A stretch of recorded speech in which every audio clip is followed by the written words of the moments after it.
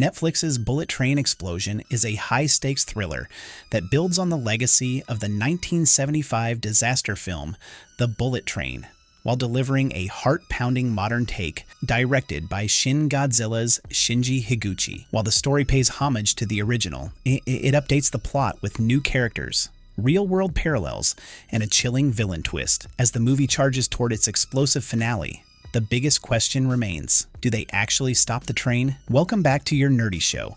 I'm your host, Spoiler Master. Let's break down the ending, the shocking identity of the bomber, the legacy of the 109 case, and what the final moments really mean for the future of this franchise.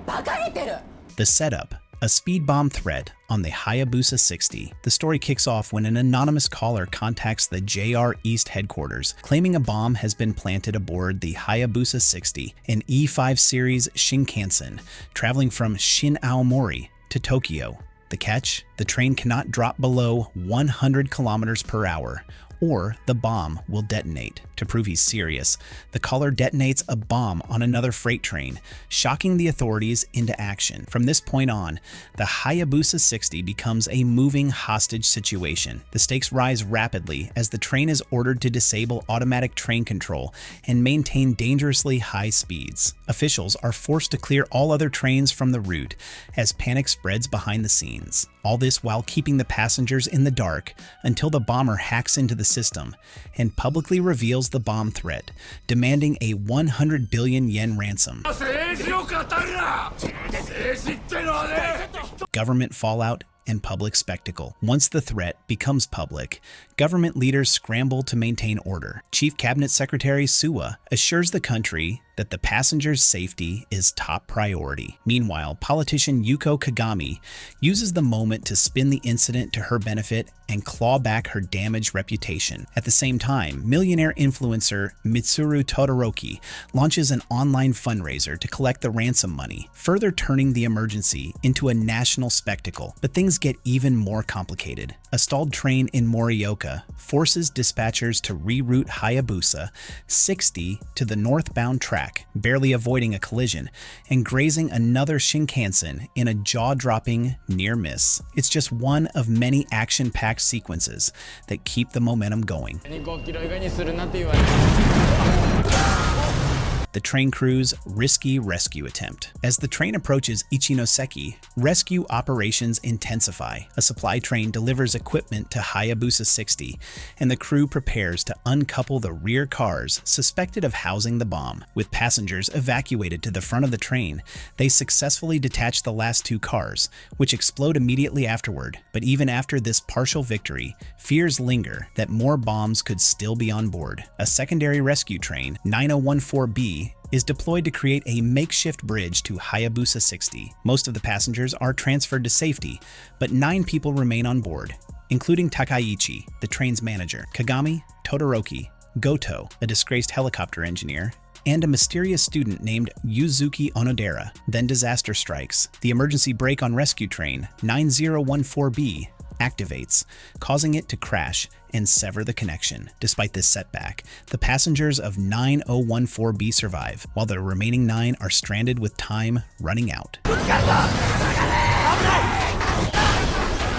The big reveal: who planted the bomb? Back in Tokyo, the police investigation finally uncovers the identity of the bomber. And here comes the movie's biggest twist. The mastermind behind the attack is none other than Yuzuki Onodera, the quiet student left behind during the rescue. She reveals her motives in a devastating call to her father, Tsutomu, whom she then kills using another bomb. Why did she do it? Yuzuki's father, Tsutomu, was once hailed a hero for allegedly stopping a terrorist attack in 1975, referred to throughout the film as the 109 case, but the truth was buried. The real hero, Masaru Koga, detonated a suicide bomb during the original crisis, but the government rewrote history to credit Tsutomu instead. Yuzuki, who suffered years of abuse from her father, wants to expose the truth and destroy the myth that enabled his abuse and protected a corrupt system. She wasn't working alone. Yuzuki's plan came to life through an online connection with Masaru Koga's son,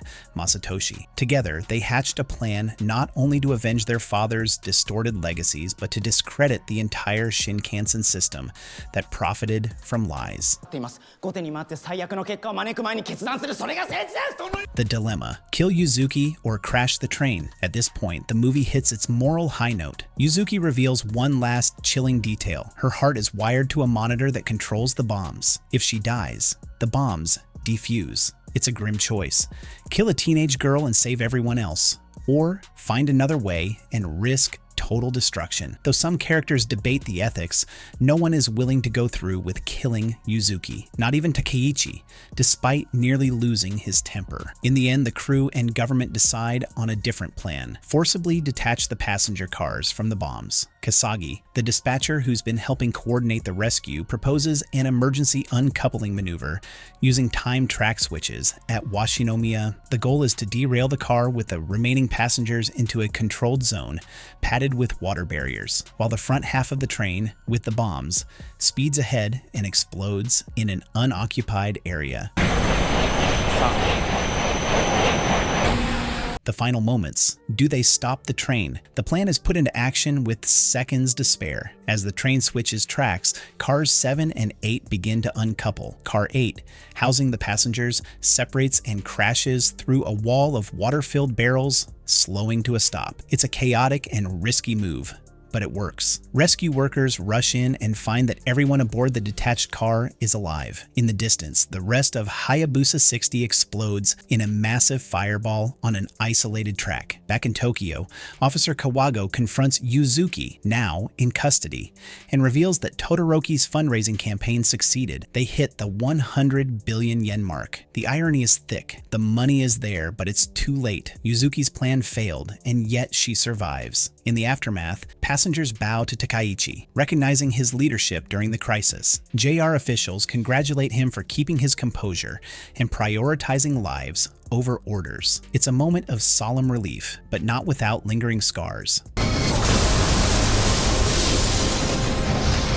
What the 109 case really means: for those unfamiliar with the original The Bullet Train, the 109 case is a direct reference to the 1975 movie. In that film, a similar bomb threat targets a Shinkansen, and the bomber, Masaru Koga, eventually takes his own life rather than be captured. Bullet Train Explosion retrofits this storyline into its own canon, making it a legacy sequel that doesn't just mirror the past, but builds on it. The connection is more than thematic. Retired police officers, survivors, and even the children of characters from the original film appear in this new version, weaving old and new into a shared universe of sacrifice, deception, and systemic failure. Yuzuki's motive isn't just revenge, it's a reckoning with a national myth.